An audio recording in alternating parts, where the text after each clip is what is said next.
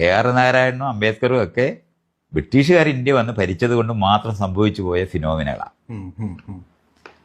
അന്ന് തന്നെ അംബേദ്കർ പറയുന്നുണ്ട്, ഇന്ത്യ ഇങ്ങനെയാണ് സ്വാതന്ത്ര്യം മേടിക്കുന്നതെന്നുണ്ടെങ്കിൽ കുടുങ്ങും.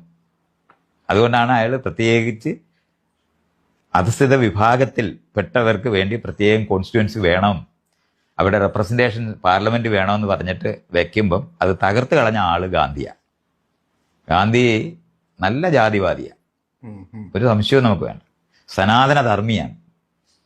അയാൾ അത് നിലനിർത്തണമെന്ന് ആഗ്രഹിച്ച ആൾ തന്നെയാണ്. അയാൾ അതുകൊണ്ട് വളരെ ശക്തമായിട്ട് ആ പൂന പാക്ട് തകർത്ത് കളഞ്ഞ അയാളാണ്.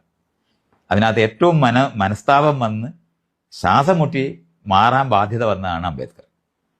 നമ്മുടെ ഭാഗ്യം കൊണ്ടാണ് ഭരണഘടന ഉണ്ടായത്.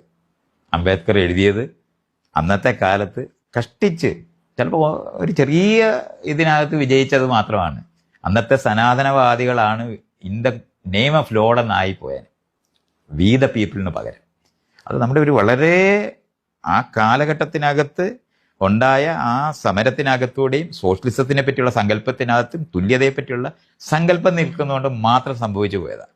അല്ലെങ്കിൽ ഗാന്ധി പട്ടിണി കടന്ന് അംബേദ്കറെ തോപ്പിച്ച പോലെ ഭരണഘടന സഹിതം തോറ്റുപോയാൽ.